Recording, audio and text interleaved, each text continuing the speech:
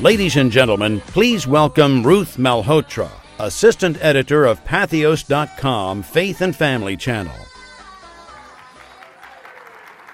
Thanks so much, y'all. It's great to see everyone here in Denver, and I'm really excited about this panel, which we've titled The Fictional War on Women. You know, it's going to be interesting with the title like that.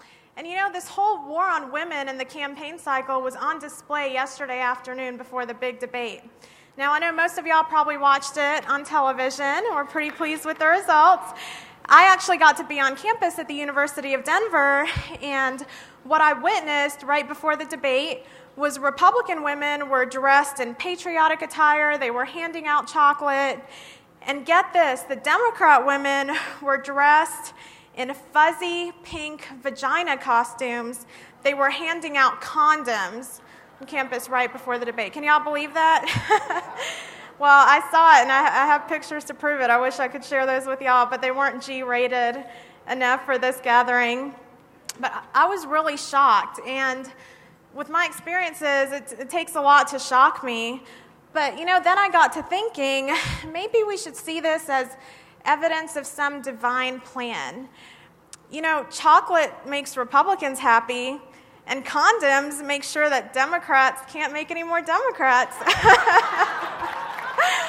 We should be happy with that outcome, right? Well, this is going to be a fabulous discussion, and I'm confident that our lovely panelists are going to touch on some hot topics that are really relevant as we're 33 days away from the election. So I'd like to invite our panel to come out on stage this time. Excited to hear from them. I know we're gonna have some fun and also touch on some of the deeper issues in our country today. Thank you. Y'all coming out? I know it's hard to run in heels sometimes. Great. Well, first off, I'd like to introduce Debbie Brown. Debbie serves as the director of the Colorado Women's Alliance, an organization based here focusing on issues that women care about the most.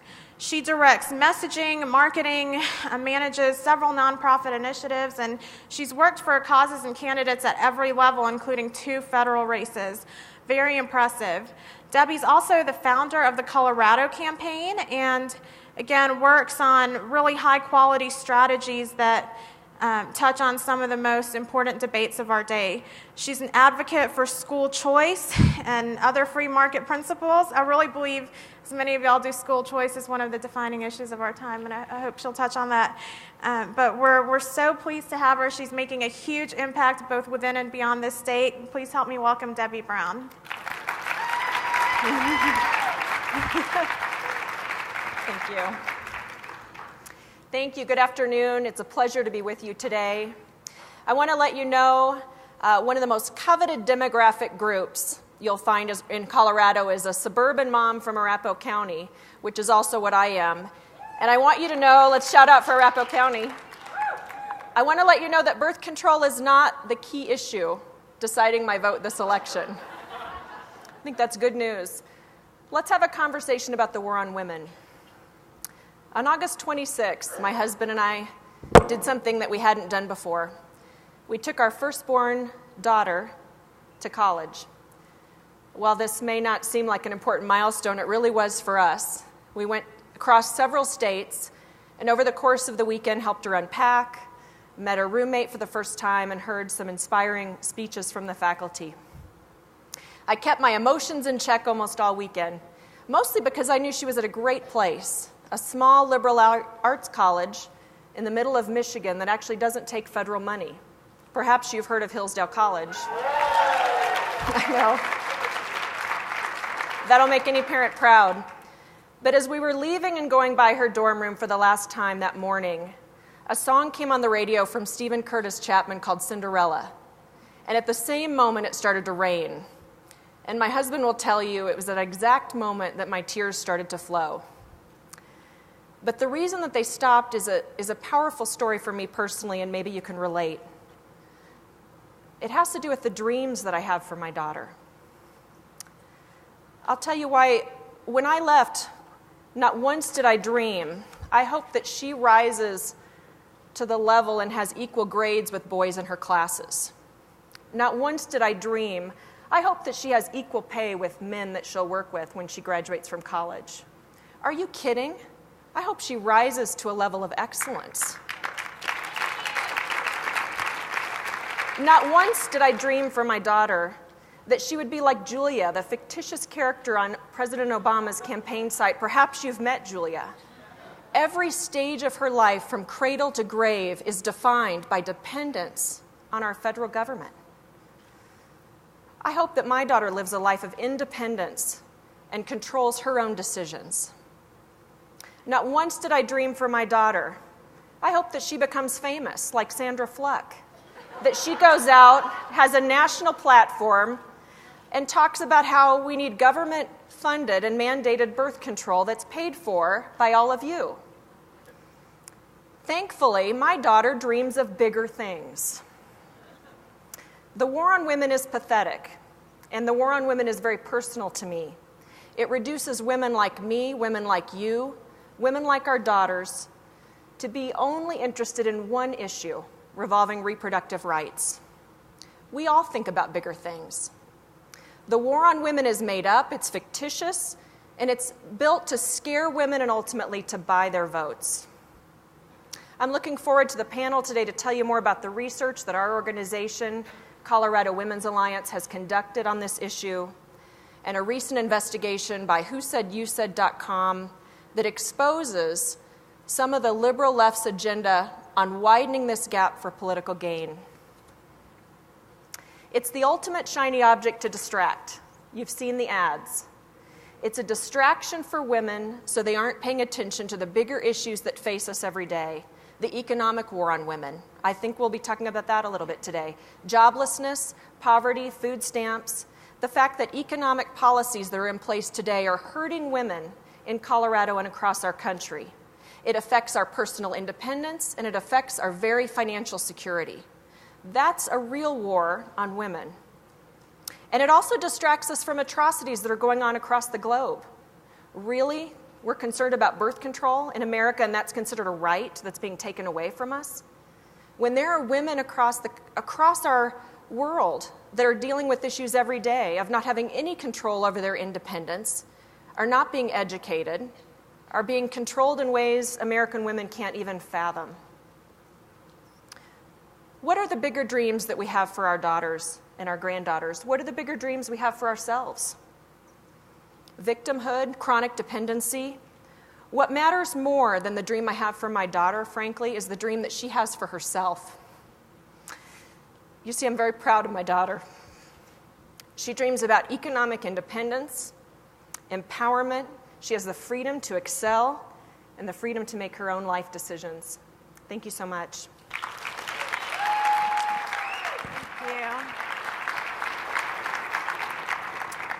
Thank you so much, Debbie. Well, y'all here in Colorado are blessed. You have some wonderfully strong women leaders. The next we're going to hear from Krista Kafer. Krista is director of the Colorado's Futures Project, which is a nonpartisan research and educational project supported by the Independent Women's Forum. The forum does great work. I know many of you are familiar with their efforts. Krista provides analysis of many important issues, and her focus is the economy, healthcare, energy, and education, all tough topics, and does a great job providing us with the statistics and the research to back up our conservative platform. She's a Colorado native, and she was actually working in D.C. at the Capitol for 9 years, working with members of Congress, and also as the senior expert on education for the Heritage Foundation. In addition to her work at CFP, Krista is the co-host of Backbone Radio, which airs here in Denver every Sunday evening on 710 KNUS. So y'all should definitely tune in if you're local. Whether she's discussing issues on the airwaves or participating in projects at CFP, she has a very compelling counter-narrative to the whole women being dependent on government myth that the left is trying to exploit. I'm really excited to hear her. Please welcome Krista Kafer.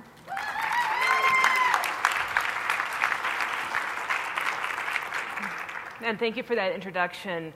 I don't know if y'all saw her, but she was standing kind of over there. She had short platinum blonde hair. It was clearly bleached. She had a green nose ring. She was a total liberal. I mean, really liberal, like to the left of the president. Oh, and she'd let you know it too. She just keeps saying over and over again about how Republicans hurt people and they don't care, and Democrats want to fix things, and there's a war on women out there. I hope you saw her. Did you see her? Well, you're seeing her now, actually. That's the person I was 20 years ago.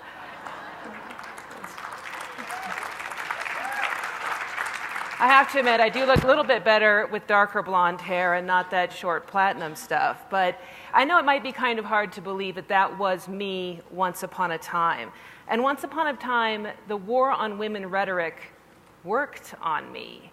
In fact, I would have been out there waving the flag and saying, I'm ready to go to battle against these people who are exerting a war on me as a woman.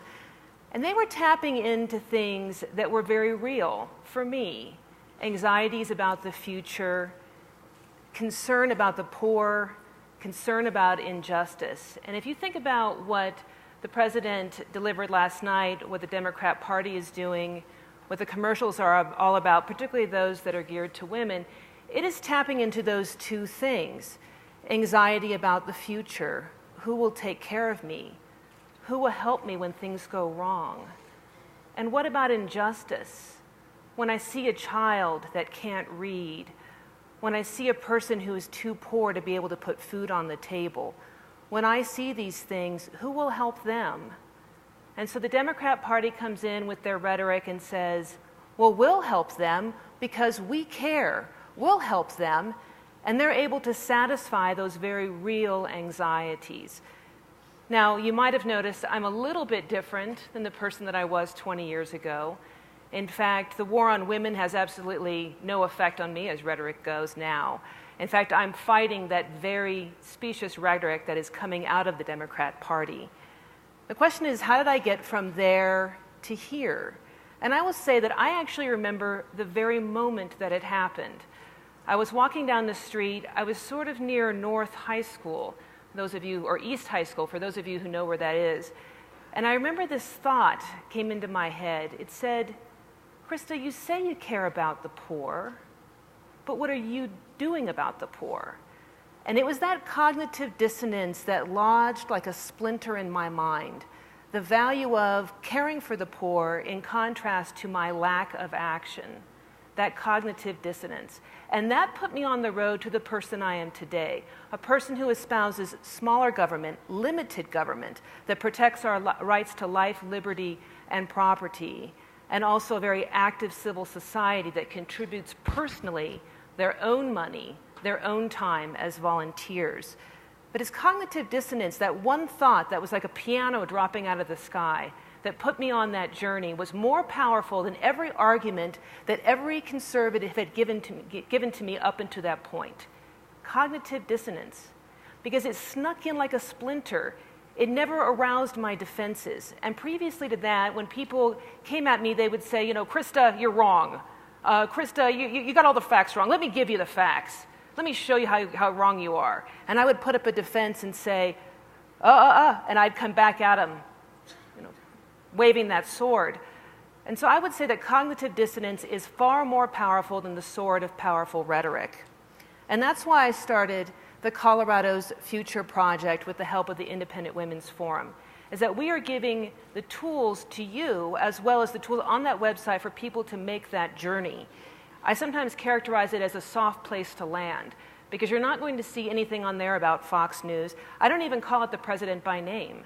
I don't talk about Romney. I don't talk about Republicans or Democrats. I simply lay out cases in the forms of analogies, stories, and indeed facts to show people that there is, in fact, a better way.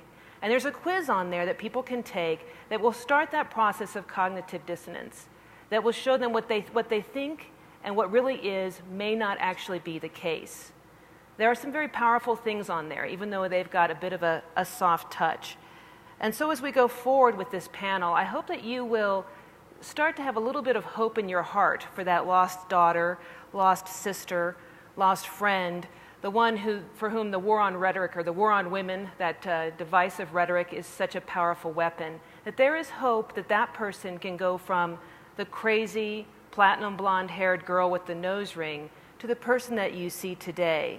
And that is by using very powerful devices of using truth in a way that is soft, that plants a seed of doubt into the heart, and plants a seed of doubt that will eventually allow them to see that the conservative choices, the conservative answers to very real anxieties about the future and very real anxieties about injustice work far, far better than those on the left. So I will give you this today. For that lost person that you know, there is hope. We can end the war on women rhetoric by having a rhetoric strategy of our own. And as we go forward with this panel, I hope that we give you plenty of ideas on how you can do that. Thank you.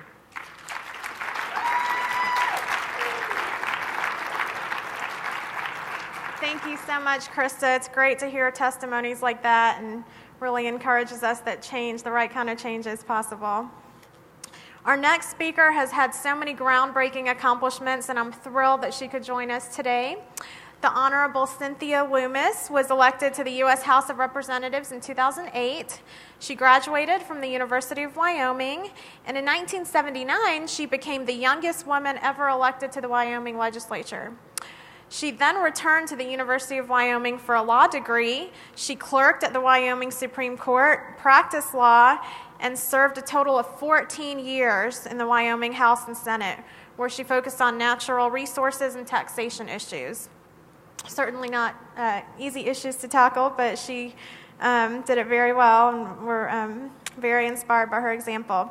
In 1998, she was elected the Wyoming State Treasurer and served 8 years in that capacity, advancing many significant reforms. Please help me welcome the Honorable Cynthia Loomis. Thank you very much. Good afternoon. My name is Cynthia Loomis. I'm the congressman from Wyoming.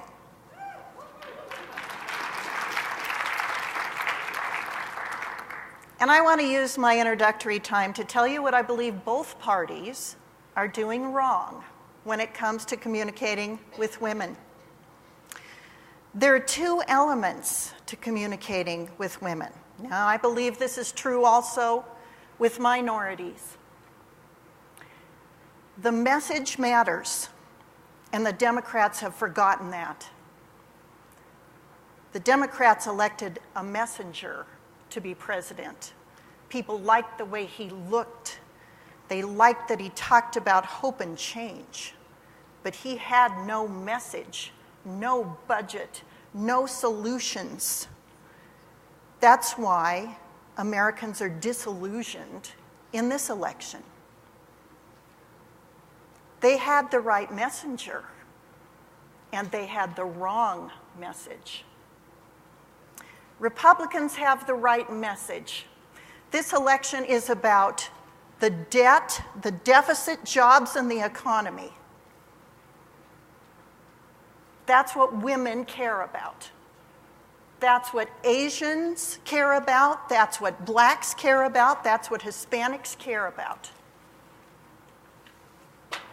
I know because I've been traveling all over my state and other states, listening to men and women together and separately as I serve as a surrogate for Governor Mitt Romney to certain events. I hear the very same questions posed the very same way, the very same frustrations, the very same fears about the future of our country.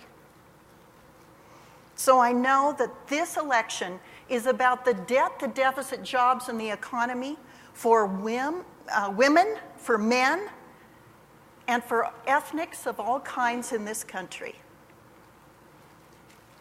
We have the answer. We have the right message. So why are there still so many undecideds? Why is there still a gender gap between men and women in this country? Why do Republicans and independent women, especially single women, tend to gravitate more towards the other messenger? And I would argue it's in part because we don't always have the right messenger. The Democrats get the messengers right. They get strong women talking about policy that matters to Democrats. They get strong Asians, strong Hispanics, strong blacks talking to those groups in a way they understand it about their message, their liberal message. We don't always do that in the conservative side of the aisle.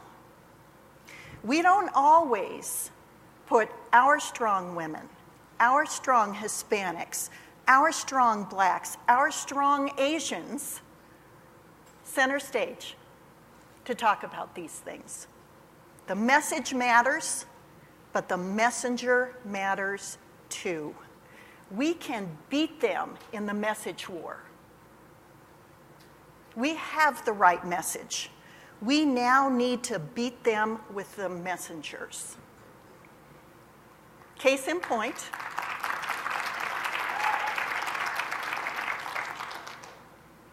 we have fabulous messengers out there, and they are embattled in this campaign. Francisco Canseco, Kiko Canseco, Republican Hispanic member of Congress, fighting for his life in his district in Texas. He beat a Democrat. The Democrats are scared to death of Kiko Canseco because he delivered the State of the Union response to the nation in Spanish. And when he goes to debate and listen to the way that messages are conveyed in Spanish to Spanish-speaking Americans, he is communicating in Spanish. They hate that. We have to help Kiko Canseco get reelected so we have people like Kiko Canseco.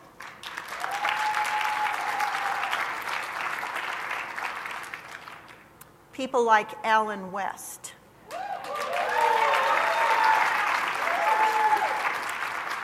They can't stand Alan West because he speaks a conservative message and he doesn't look like the typical conservative messenger. We need to protect these types of people. There are 9 members of Congress on this agenda today. 9 fabulous people. I note that 8 of them were men and 1 is a woman.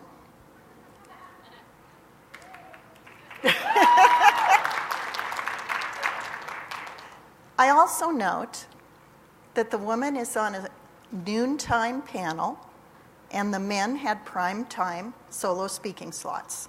That's part of our problem. It is not a critique. It was done with no malice. We're thoughtful people. We can figure this out. We need to take our messengers and put them in positions of prominence so they can articulate conservative messages to the right audience.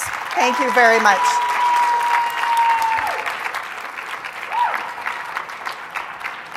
Thank you so much. Really appreciate your insight.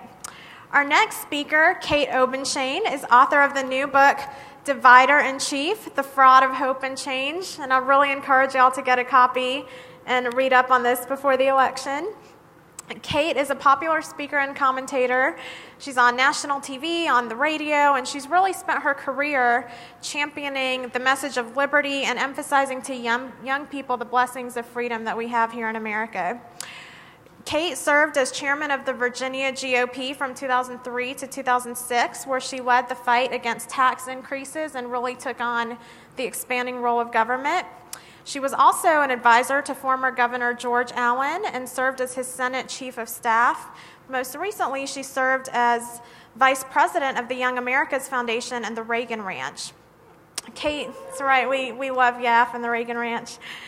Kate is also a member of the Claire Booth Luce Policy Institute's Board of Directors. They're a wonderful organization that I've been blessed to be a part of over the last several years. And I've known Kate for a long time. She's really been such an inspiration to me and to countless other young women. So I'm thrilled that she's here today. If you can help me welcome Kate Obenshane. Thank you, Ruth. Thank you, Ruth. Thank you all so much for being here. It's great to see you. What a group of courageous women I'm up here with. Thank you so much. You all are incredible. You know, I wrote this book, Divider in Chief, because I believe Barack Obama was elected president for one reason only, that he was going to bring us all together. He was going to heal our wounds and unite us. And on literally day 3, he met with Republicans on Capitol Hill, I think one of 2 times that he met with Republicans. And Eric Cantor very articulately laid out the Republican position on taxes. And the president, who 3 days earlier in his inaugural address had said, I want to listen to you, especially when we disagree. Okay, so Eric Cantor lays out the Republican position on taxes, and the president says, Eric, I won, you lost, I trump you on that. Okay, there we go. So much for healing our wounds and bringing us all together. This president, in order to avoid any discussion of the facts, any discussion of reality or ideas, has systematically sought to rip our nation apart. Rip different groups apart, rip us apart on race, on gender, on religion, on income status. We don't do that in this country, by the way. We don't classify people. But particularly the area that breaks my heart and that worries me deeply is what he has done on the issue of gender. And a lot of us, we've talked about it already today, but this notion of the war on women, and some people say, oh, they're not really doing that. Oh, yes, they are. Again and again, they actually talk about how we Republicans, we women up here, are assaulting the rights of women. They use that lingo. We have launched an all-out war against women, an unrelenting war against women. My favorite is Sheila Jackson Lee, Congresswoman Sheila Jackson Lee.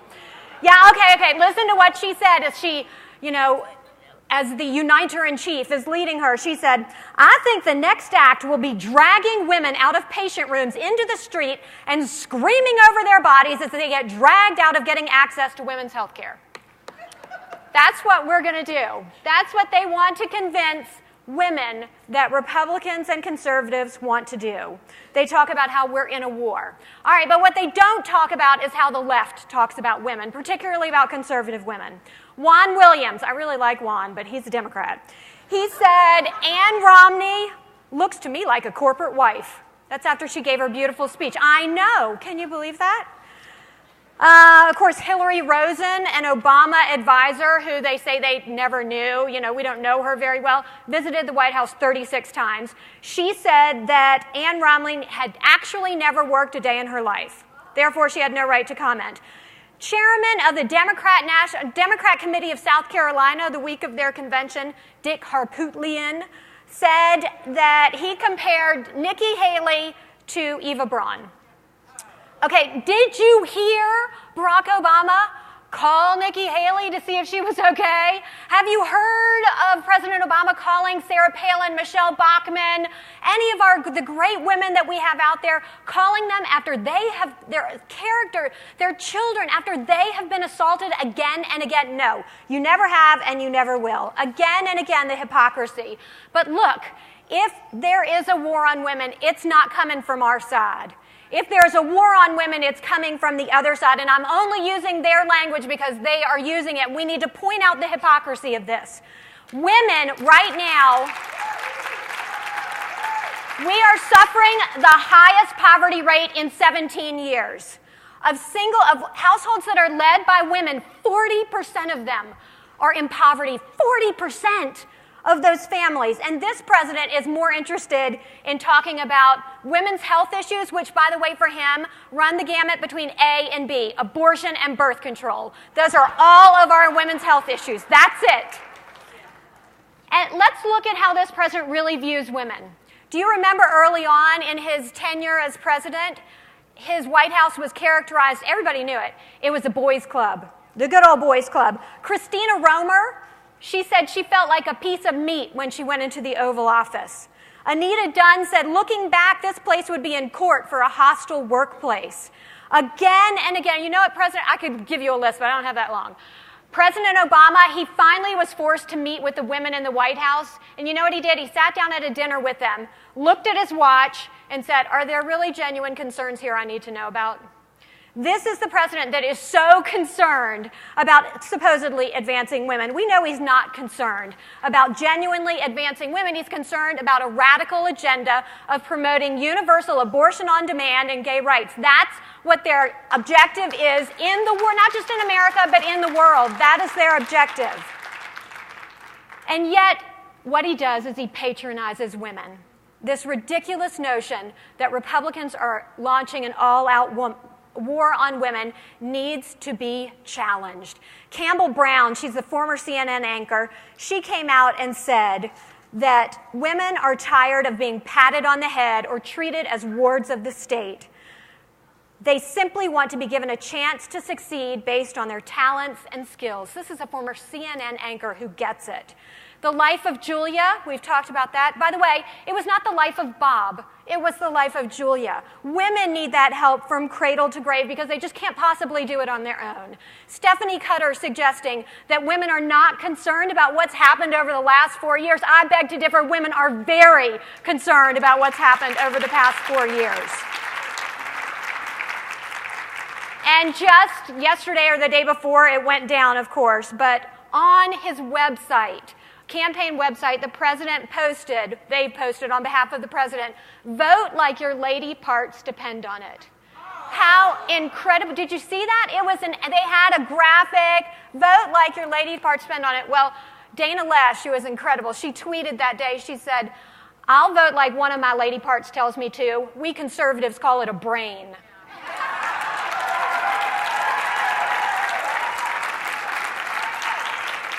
You know what? All kidding aside, I do think that this administration has not looked out for the interests of the groups it claims to champion. But there is a real war on women. It is happening in the name of radical Islam all over the world. But this president has enabled it and ignored it. Obviously, we need to champion the rights of women to set foot outside their homes without the need for a male escort. But obviously, right now, we need to champion the rights of women in America to be free-thinking, to be able to seek any opportunity that their heart dreams for. And that's what conservatives stand for. Thank you so much, and God bless you. Thanks so much, Kate. I told y'all she was awesome. Next, we have Crystal Wright, who's a well-known black conservative woman living in Washington, D.C. Think about that for a minute. You could say she's a triple minority. She's a woman, she's black, and she's a Republican living in a Democrat-dominated society. I'm so glad to have her here. Crystal is a communications consultant and editor and publisher of a new website, which y'all should definitely check out, conservativeblackchick.com. Be sure to look that up. She holds a degree in English from Georgetown University and a Master's of Fine Arts and Theater from Virginia Commonwealth University. Crystal is awesome, and I know y'all are going to love her energy. Come on, Crystal. Oh, thanks, Ruth. Excited to have you here. Wow. Hello, CPAC. Gosh, I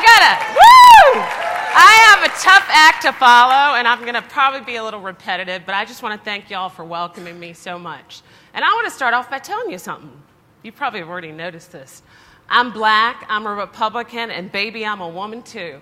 And you know what? But you know what that means? Democrats tell me I'm a disgrace to my race. I'm disgusting. I need to shut down my website, but we'll get to that in a minute. So, I got news for everybody. Kate said it, the Congresswoman said it, everybody said it, Debbie, Krista, Kim, I'm sorry. And, you know, the Democrats are the party that is waging the war on women. You've seen examples of it, and let's take a little walk down memory lane and history lane. Then we'll get back to me and the war that the Democrats are waging on conservative black women and men, but we're here to talk about the war on women. They're waging a war on conservative black women, especially like me, because they want to silence me, because I'm a big threat. I debunk the notion that all blacks vote in one block. We all live in a pint of chocolate black ice cream, and we're all the same. We go to the same church, we drive the same cars, we live in the same house, and we vote the same way. We all know that's not true, but let's do a little walk down the Democrats' war on women. Kate talked about it, but I think this is worth revisiting. Ann Romney is a stay-at-home mom, Hillary Rosen uncorked the war on women that the Democrats started this year when she said Ann Romney never worked a day in her life. Ann Romney tweeted, "You know what, Hillary? I raised 5 boys. It was a real job. Maybe you should try it sometime." Then Ann gave a lovely speech in Tampa. She brought tears to my eyes, and my mom too, because you know what my mom said? It reminded her of her relationship with my father. And they raised 3 great kids, one of which is standing before you today. Ann goes on the campaign trail. She talks about how women come up to her and say, "I don't care about all this, reproductive rights talk, Ann. I want a job. I want more money so I can put food on the table and send my kids to college." And she talked very eloquently, Ann Romney, about the challenges facing women: high joblessness, struggling to make ends meet, worrying about tomorrow. Are they going to be able to pull it together? Wanting to spend more time with their children, but they can't because they're in a dead economy. Recently, President Obama launched a new campaign ad to women, targeted at women. It features Beyonce, Julianne Moore, and J-Lo, talking about women's issues, talking about how hard the last 4 years has been. Well, the average woman can't relate to these celebrity women. You know why? Because they and their husbands are part of the 23 million Americans out of work. And this is just typical Obama, because Obama thinks that the world of celebrity women is really what life's about. That tells you how out of touch he is and why we have no jobs right now, and the economy is barely hanging on life support. And then what I think is really funny is Democrats are okay with supporting women policies if you're their kind of woman. That means if you fit into their definition of how a woman should live her life.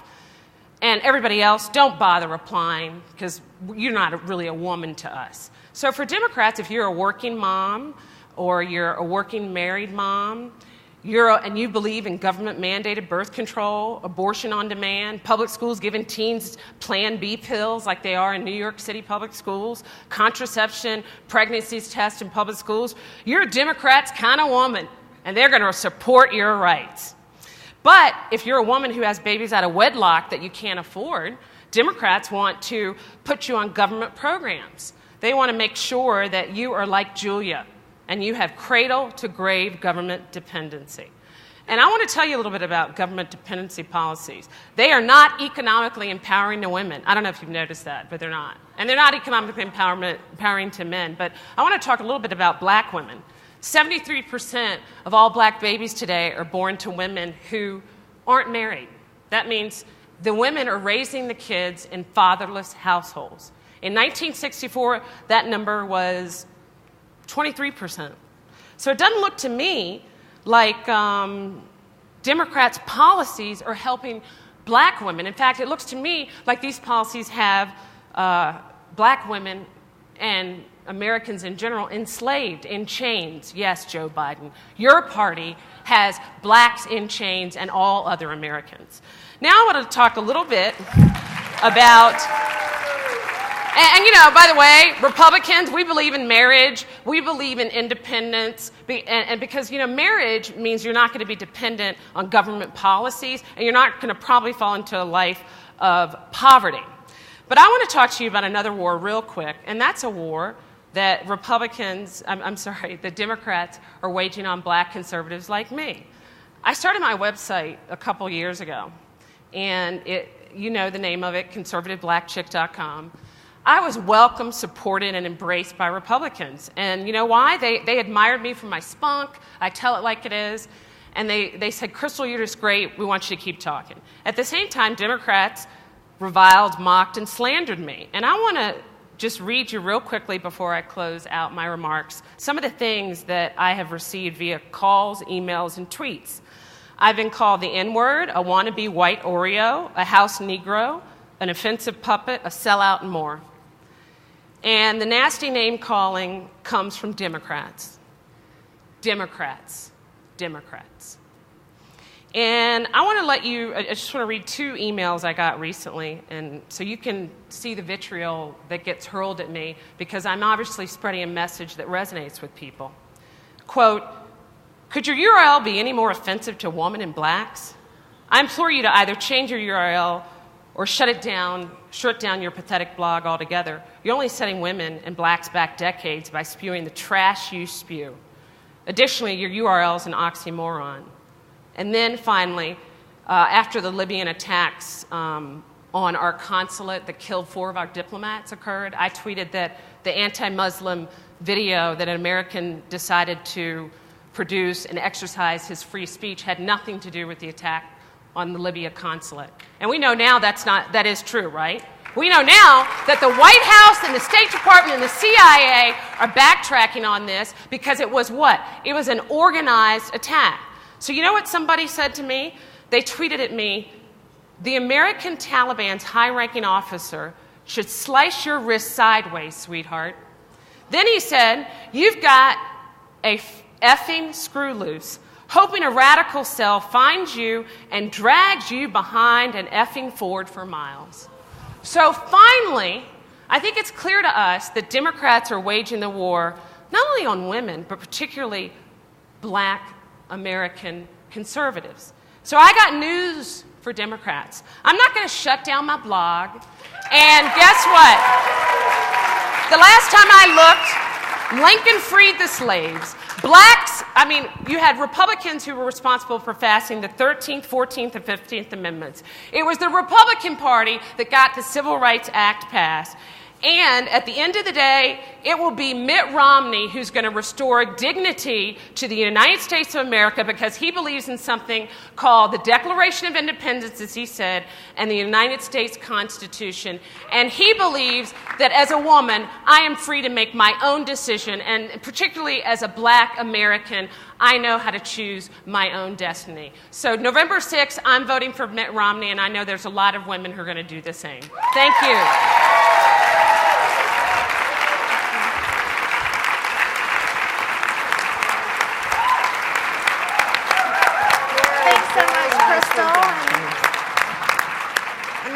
We really appreciate hearing all of your insights. We're going to have a discussion. We have a few minutes to just delve a little deeper into some of the current issues related to this debate.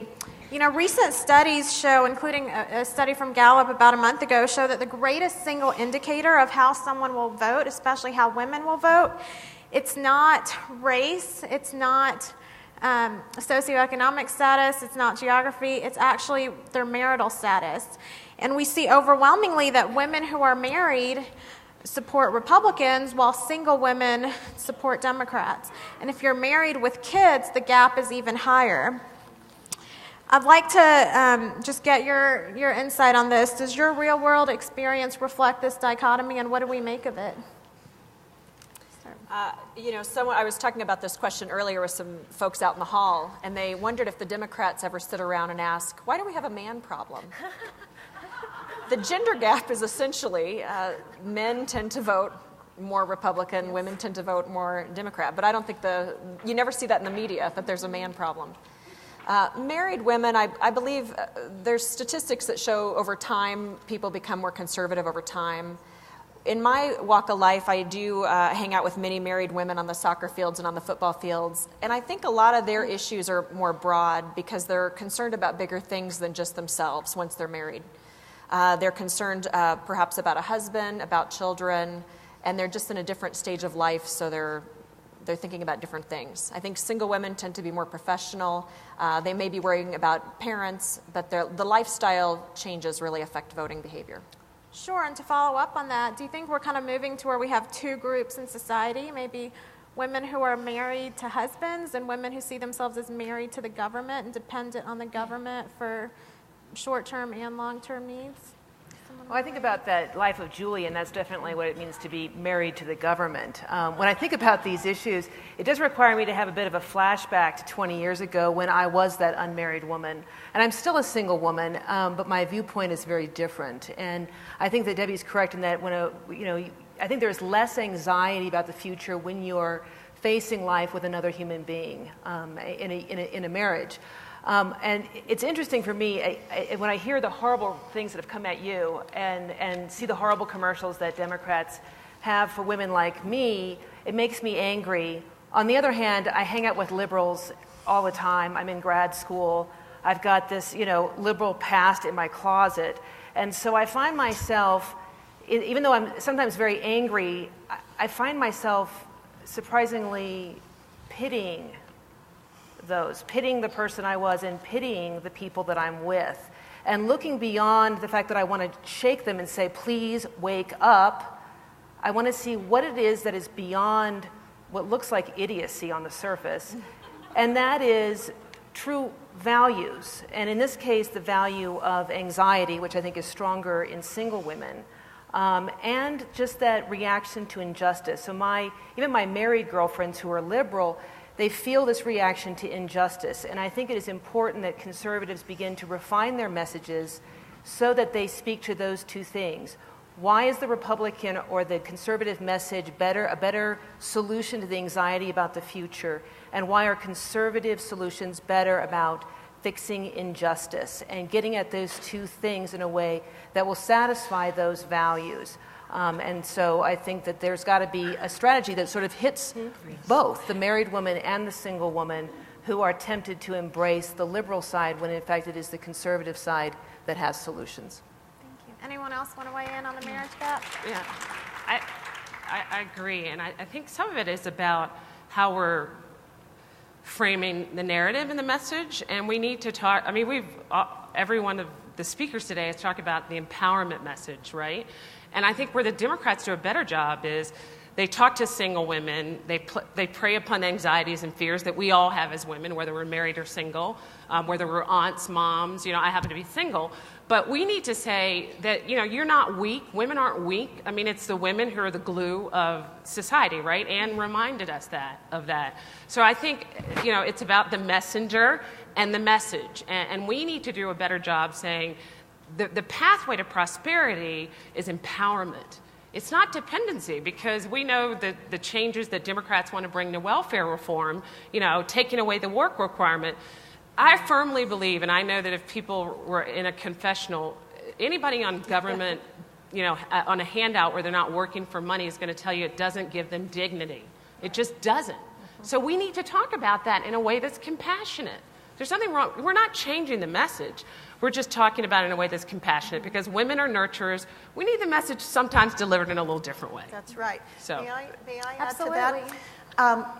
There is only one member of Congress, in fact, one budget in the world that eliminates the debt and the deficit without raising taxes and still preserves our social safety net. And that is the Paul Ryan budget. Right. And we should be focusing with single women who may feel a little more vulnerable and may want that social safety net. We should be talking to them about how Paul Ryan is the one that has the answer they're looking for. Medicare is going to go broke in 12 years. It is not going to be there for the young, single, working woman unless we adopt Paul Ryan's plan, which is a premium support plan. And it works like it works for me as a member of Congress. When I became a member of Congress, I was taken in a room. They laid out about 8 insurance plans in front of me. They were all guaranteed by the federal government and pre-approved by the federal government, and they could not turn me down because of my pre-existing condition. And they said, choose one. Okay, I chose a standard Blue Cross Blue Shield plan for myself. And they said, that's great. The taxpayers of this country are going to pay 72% of your premium, and you're going to pay the other 28%.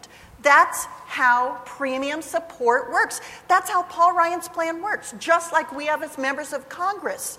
The healthy and the wealthy get less premium support. The unhealthy and the unwealthy get more premium support, but they retain control over their health care decisions.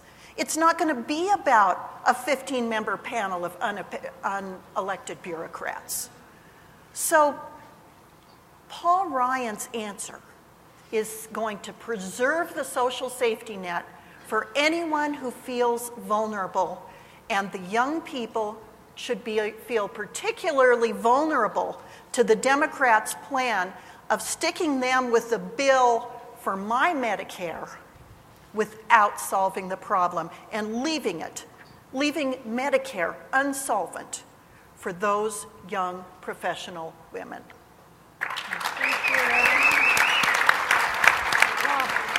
I know we touched on this earlier. I think Kate and Crystal brought it up. But as you know, recently Hillary Rosen reminded us all that Ann Romney, who's a mother of 5, a survivor of breast cancer and MS, had, quote, never worked a day in her life. Do we have any stay-at-home moms in the audience that have never worked a day in their life? And you know, they tried to paint this as an isolated remark that was taken out of context, but I really believe that it's part of this larger view that the left has on the role of the woman, and especially in a traditional family structure. So I'd like to hear from our panelists, especially being that this is the 40th anniversary of no-fault divorce.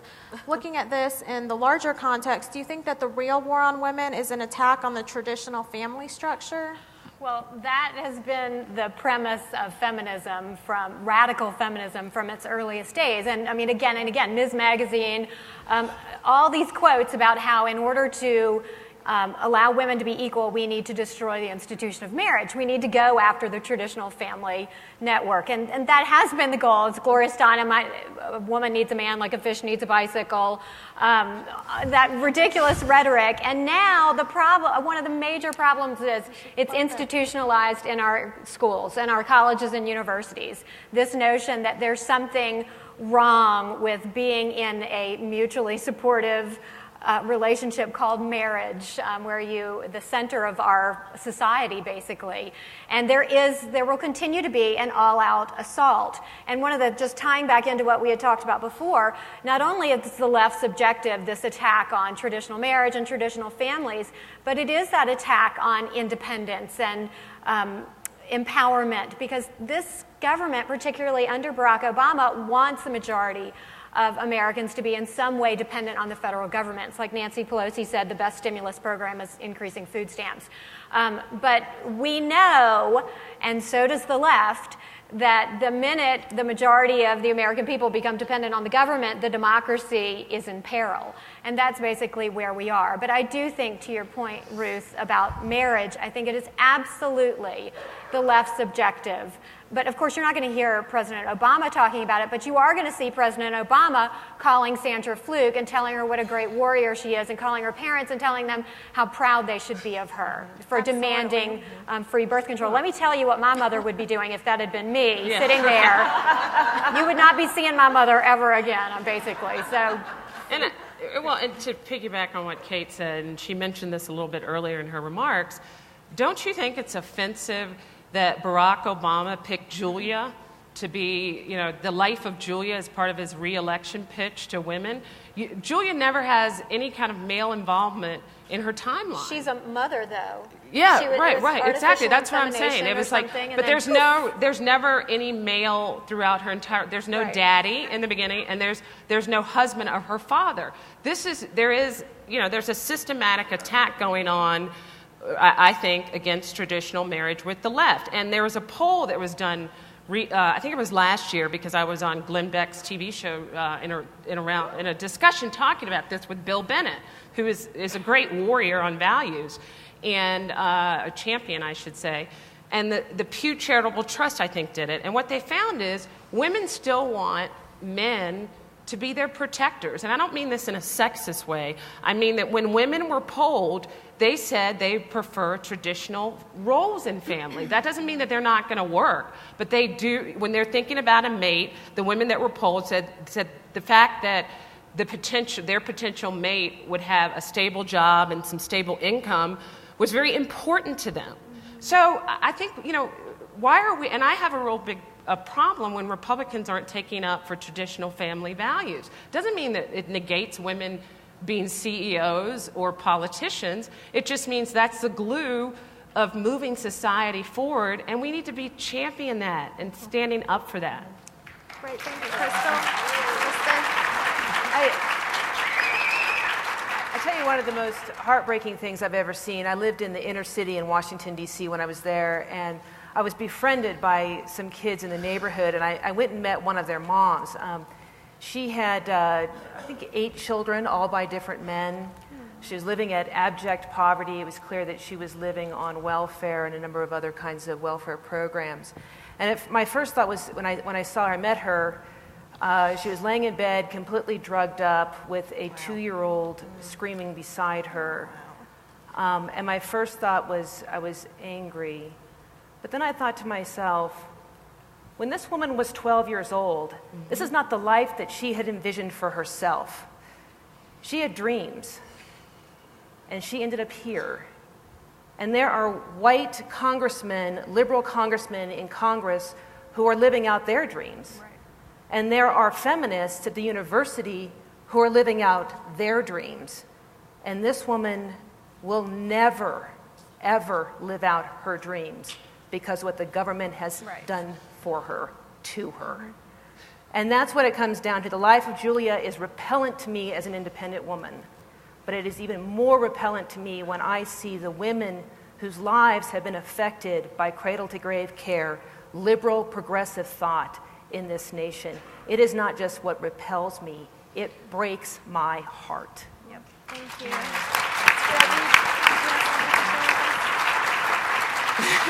I was going to show our bumper sticker, All Moms Work Hard. We created this through Colorado Women's Alliance after those comments about moms. So any of you who want one, let me know. But as a mom of 3 teenagers, I can relate to Ann Romney, and all I can say is I'm thankful I did not have 5 boys. Thank goodness. I stopped. But what's interesting is the mom guilt. If any of you are moms out there, you know what this is. Whether you're a stay-at-home mom or whether you're the CEO or whether you're a teacher in the classroom, moms have to stick together. Yeah. It's a rough deal raising children, whether it's one child or many children, and whether you work outside the home or not. And I think those comments were so telling about a radical feminization of our society that only women who earn a paycheck are worthy. Right. I think it was more, I didn't really see it as much of an attack on marriage, but an attack on moms and an attack on all choices that women make. And I think that really is, Democrats are fine with choice as long as it's defined as choices that they find acceptable. Right. And I think that's shocking to me. And as a mom, I think all moms work hard, don't you? Yeah. Absolutely. That's great. Well, I'm glad. I think Kate and Krista mentioned college campuses and the university feminists. And I know from personal experience, when I was just a freshman in college at Georgia Tech, I had actually written a card to the director of the dean of the Women's Resource Center, and I was interested in a program she was doing, so I thought I'll reach out to her, send her a card. I noticed that she was married, so I addressed it as Mrs. Upton, sent it to her office. The next day, I got called into her office. I thought she would be appreciative of my gesture as a freshman on campus. She said, "Ruth, I will never call me Mrs. I will never have the stamp of a man on my name." And I just couldn't believe it. I was so taken aback by that, but that's really indicative of their mindset, that so many liberal women, even those who have chosen to get married, oftentimes want to just shy away from that completely and not even acknowledge that relationship. So I think that is sad, but I'm grateful for your perspective and how we can combat that. Just one real quick thing. I think conservatives have to be careful as well in honoring women's choices, because we are very traditional. A lot of us more conservative women, very traditional, and we honor those traditional choices. But let me tell you, we need women leaders. We need women who are moms, who have small children. We need them to be finding time and finding the support to step out and be leaders in our movement and leaders in the party. And we have to support them, because if these moms who are passionate about their kids, passionate about our future and our freedom, if they're not out there being warriors for that freedom, nobody else is going to be. And when we go out there and stand up for those values, we bring other women who are in our same sort of phase of their lives, or just other women, we encourage them to consider conservatism as a possibility for them. So I think it's really important for us, for conservatives, to champion women who want to get involved in public life in any way possible. Right. Yep. I am so proud of Susanna Martinez and Mary Fallon and Mia Love. These are women that are going to be game changers for conservatives, because they know how to talk to Black women, Hispanic women, white women, And they know how to talk about the same subjects men and women care about. Jobs and the economy, education, their children, their future, our country, our values, our Constitution, our freedom, our justice system, our liberty. We need it to come from all of those disparate voices. Because people will listen more carefully if they can say, I identify with her. Right. Because I look like her, and listen to what she's saying. She's talking about free enterprise. She's talking about free enterprise as a way to set me free to be the person I want to be. Like that woman who had dreams and couldn't pursue them. Right. That's what you're talking about. And I just want to, and I know we have to get to another question, but I want to agree with what the Congresswoman is trying to emphasize over and over again to us, and that people ask me all the time about why more blacks aren't in the party. Yeah. Blacks, like Hispanics and women and Asians, want to see themselves reflected back in the party. Absolutely. Okay? That's it. The Congresswoman has said it. I think she said it in a bold way, but it's Yes, you did. in a blunt way. It's ironic that our panel is during lunchtime. Yeah. Now, I mean, come on, guys. I'm not known for being polite, but it's true. And then, Alan West, we shouldn't be able to count on one set of hands the minority stars in our party. That's got to stop. Yeah. Thank you. I really appreciate everyone's insight. We're actually out of time, but this has been a very fascinating discussion, and I really hope that y'all in the audience will take some of these things to heart. Look up these websites. Look at the great research and great communications work that all of these women are doing, and really make it a point to reach out to the women in your lives and in your community, especially before the election, because we can win. I think we are winning, and we have to give it everything we have, work our heart out the next 33 days, and go from there. Thank you. Thanks, y'all.